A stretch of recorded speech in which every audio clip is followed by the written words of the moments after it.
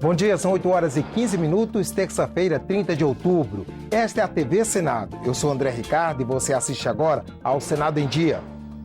O plenário retoma pauta de votações e deve analisar a indicação de Teori Zavascki para o Supremo. A presidência do Senado recebe hoje relatório da comissão que analisou mudanças no Pacto Federativo. Ministra da Cultura, Marta Suplicy, vem à audiência pública discutir as diretrizes da pasta. Novo Plano Nacional de Educação começa a ser discutido pela Casa. E a CPI que investiga a violência contra a mulher houve depoimentos no entorno do Distrito Federal. Agora, no Senado em Dia.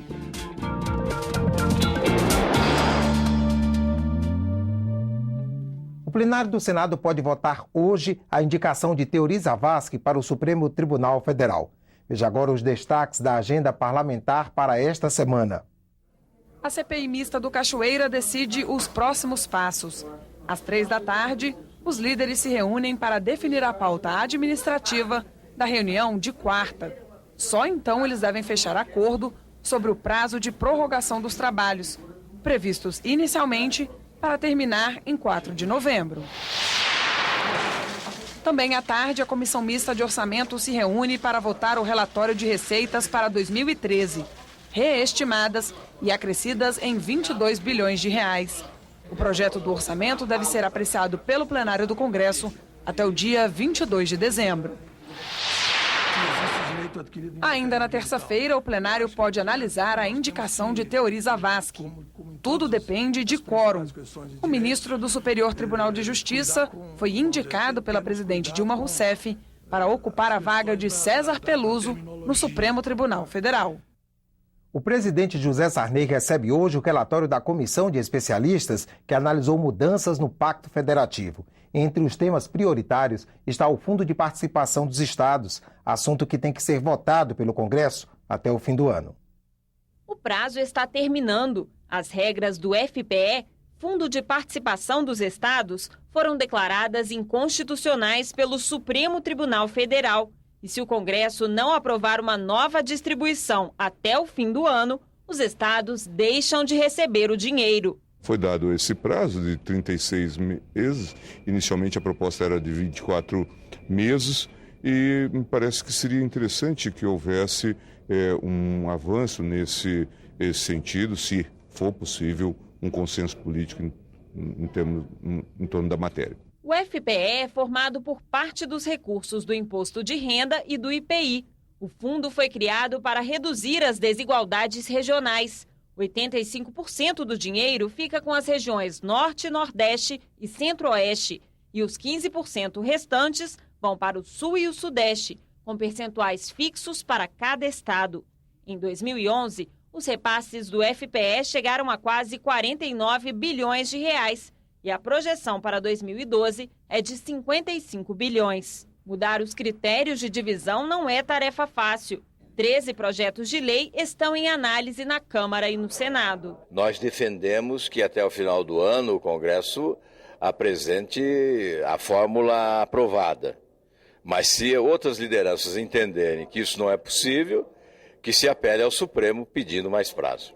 Em busca de soluções, o Senado formou uma comissão de especialistas para discutir um novo equilíbrio entre a União, estados e municípios. O resultado do trabalho vai ser entregue nesta terça-feira ao presidente José Sarney. A comissão sugere 9 anteprojetos de lei e 2 mudanças em propostas que já estão em análise no Congresso.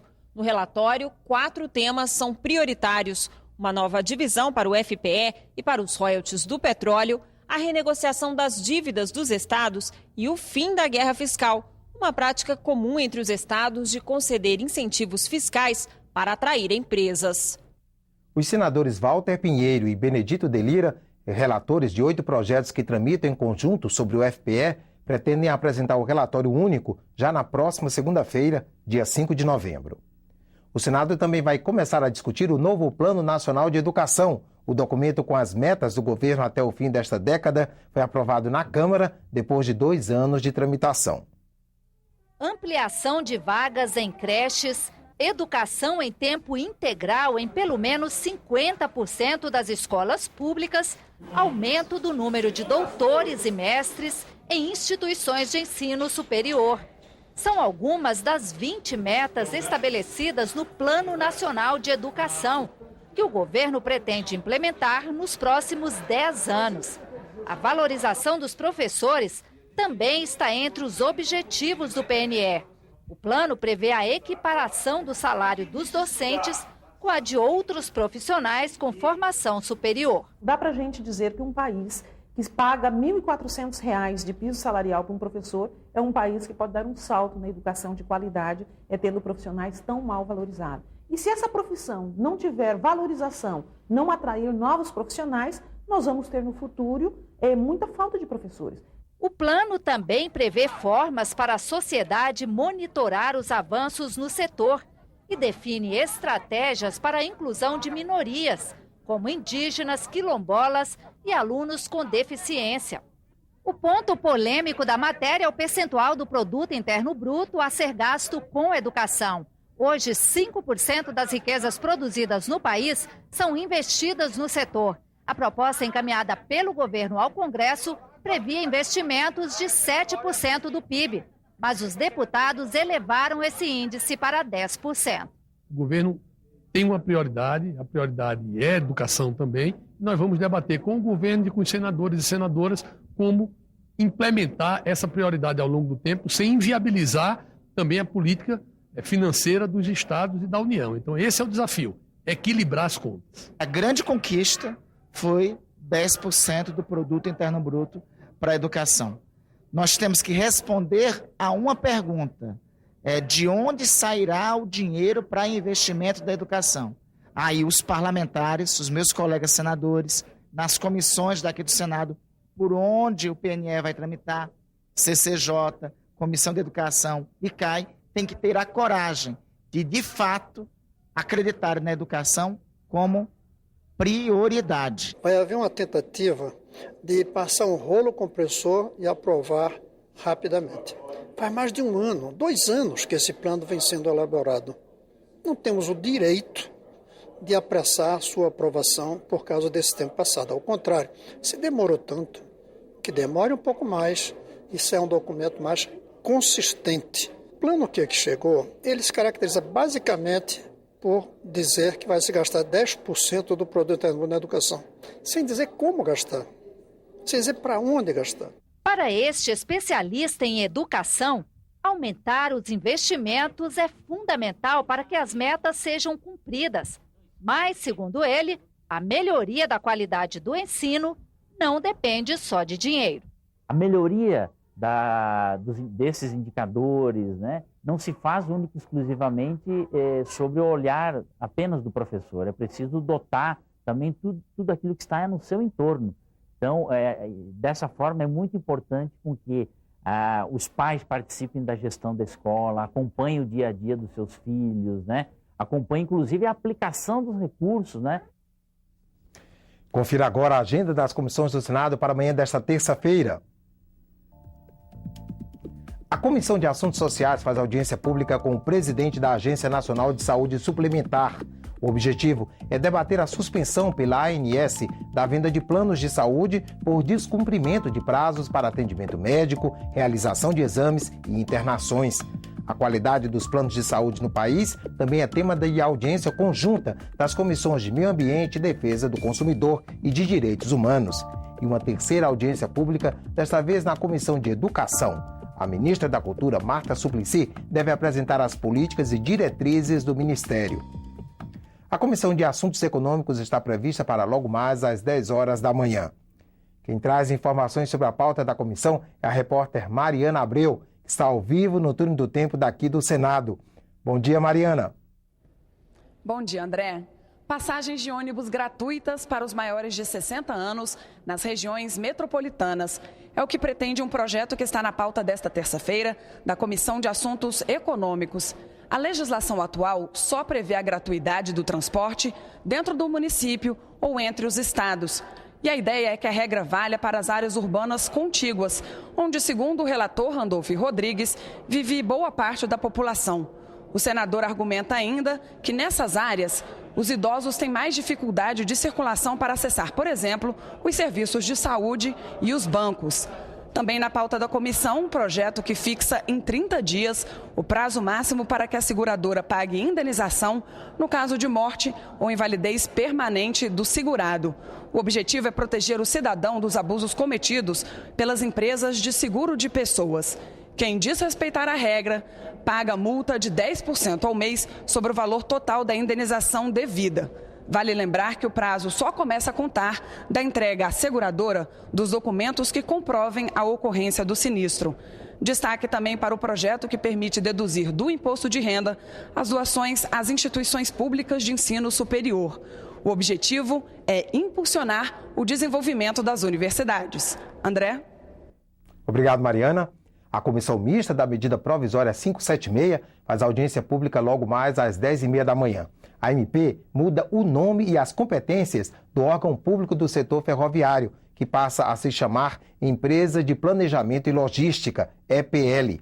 A EPL será responsável pelos projetos do governo nas áreas de rodovias, ferrovias, portos e aeroportos.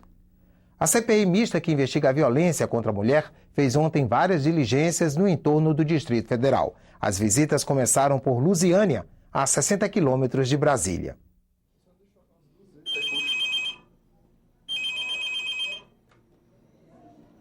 Delegacia da Mulher, bom dia. A taxa de homicídios contra mulheres no entorno de Brasília está entre as mais altas do país.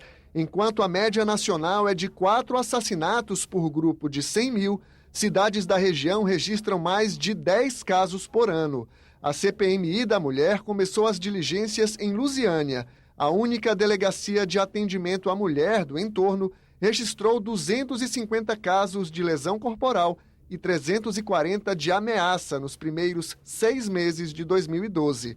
Mas conta apenas com 4 agentes e uma delegada de polícia. A gente precisa de mais policiais para trabalhar e hoje nós necessitamos de um espaço maior para que a gente possa atender melhor a população. É uma população enorme, apenas atendida por uma das delegacias e os outros lugares nem têm as delegacias. Tem que ter uma rede de apoio, tem que ter uma casa-abrigo, tem que fazer com que as mulheres sofrendo violência tenham para onde ir, recebam toda a proteção e, além do mais, que o inquérito policial possa ser feito com mais agilidade, tendo mais profissionais da Polícia Civil disponibilizados. A CPMI da Mulher também visitou ontem as cidades de Valparaíso e Formosa. Quase 32 milhões de eleitores deveriam ter ido às urnas no domingo para eleger em segundo turno os prefeitos de 50 cidades. Menos de 26 milhões compareceram. Na avaliação do TSE, o segundo turno foi tranquilo, mas o alto número de abstenções deve ser analisado.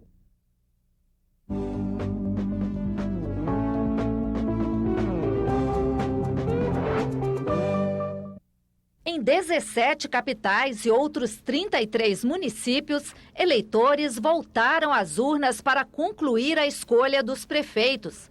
De maneira geral, o clima foi de tranquilidade. Vários candidatos votaram acompanhados da família. Quem votou nessa sessão em Fortaleza participou de um café da manhã já tradicional, que é preparado pelo presidente Carlos Careca. Aqui o povo é sempre bem recebido, com respeito, tapete vermelho, para que tudo aconteça bem nesse dia tão importante como é o dia de hoje. Por causa do horário de verão, enquanto a eleição já estava decidida em alguns municípios, eleitores de Rio Branco, Porto Velho e Manaus ainda estavam votando. Por volta das 10 da noite, horário de Brasília, 100% dos votos estavam computados em todo o país. No balanço que fez depois da apuração, a presidente do Tribunal Superior Eleitoral, ministra Carmen Lúcia, comentou o aumento no número de abstenções, que passou de 16% no primeiro turno para 19% no segundo. Toda abstenção não é boa, porque significa que a legitimidade, que quanto maior for a presença acaba dando, pode levar a um questionamento. Então, eu acho que este é um dado que nós todos vamos nos debruçar sobre ele, para que a gente tenha uma verificação adequada do porquê dessa ocorrência, quais as causas, quais as consequências e, portanto, quais as medidas que podem ser tomadas para convidar com mais eficácia todos esses eleitores. Concluída a escolha dos prefeitos dos 5.568 municípios brasileiros, o TSE vai se empenhar agora no julgamento dos processos de impugnação de candidaturas. O tribunal recebeu pouco mais de 4.600 processos relacionados às eleições de 2012. 65% já foram julgados e os outros, segundo a ministra Carmen Lúcia, deverão ser decididos até a diplomação dos eleitos. A sociedade espera uma resposta antes para evitar que depois da diplomação sobrevenha uma decisão que possa de alguma forma mudar. Acho que é necessário que eventualmente haja sessões extras para que a resposta que a sociedade espera seja dada a contento para todos.